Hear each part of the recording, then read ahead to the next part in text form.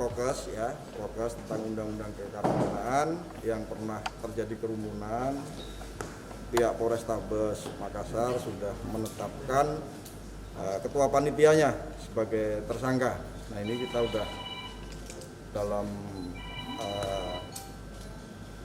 target untuk pemeriksaan tersangka. Selain ketua panitia bang, siapa lagi bang?